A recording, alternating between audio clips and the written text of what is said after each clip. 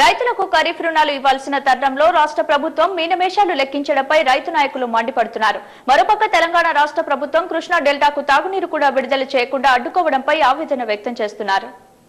విజయవాడ నగరంలో రాష్ట్రంలోని రైతు నాయకులంతా రుణాలు మాఫీ, కృష్ణా డెల్టా సాగునీటి అంశంపై రౌండ్ టేబుల్ సమావేశం నిర్వహించారు.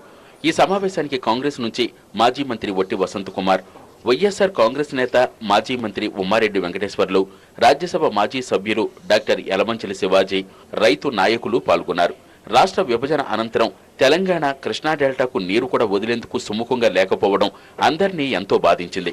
దశాబ్దాలు తరబడి సాగునీరు, తాగునీరు హక్కు కలిగిన కృష్ణా డెల్టా నేడు ఎగువ ప్రాంతాల నేతల దయాదాక్షిణ్యాలపై ఆధారపడటం బాధాకరమని నేతలంతా ఆవేదన వ్యక్తం చేశారు. అతి పురాతనమైనటువంటి కృష్ణా డెల్టా దాని హక్కుల్ని పరిరక్షించే దానిలో ఎవ్వరం కూడా వెనక్కిపోకూడదు. అందరం యునైటెడ్గా పనిచేయాలి. అంత మాత్రాన ఇతర రాష్ట్రాల యొక్క హక్కులను మనం హరించాలని కాదు, కానీ మన హక్కుల్ని మనం పరిరక్షించుకోవాలి. ఇప్పుడు పైన 1, 2, 3 రాష్ట్రాలని మనకు పైన కృష్ణాలో మహారాష్ట్ర, కర్ణాటక, ఇటీవల కాలంలో తెలంగాణ కూడా వచ్చింది.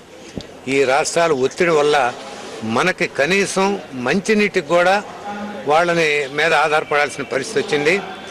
రైతులకు రుణాలు మాఫీ చేస్తామని ఎన్నికల్లో నమ్మించిన తెలుగుదేశం అధినేత చంద్రబాబు నాయుడుపై రౌండ్ టేబుల్ సమావేశంలో రైతు నేతలు ఆగ్రహం వ్యక్తం చేశారు.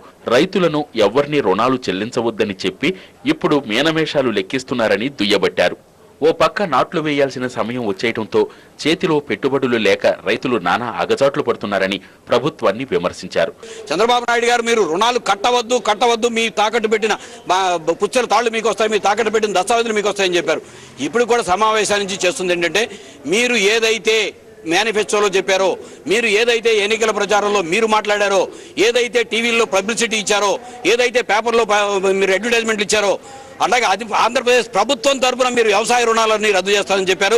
దయచేసి ఈ రోజున పంట రుణాలని, లేకపోతే మహిళా రుణాలని, లేకపోతే ఇంకోటిని డివేట్ చేయకుండా మీరు ఇచ్చిన హామీ ప్రకారం మీరు ఎట్టి పరిస్థితుల్లోనూ మీ హామీని అమలు చేయాలని చెప్పి డిమాండ్ చేస్తున్నాం. ప్రభుత్వం రైతుల ఇబ్బందులను దృష్టిలో పెట్టుకుని రైతు రుణాలను వెంటనే మాఫీ చేయాలి.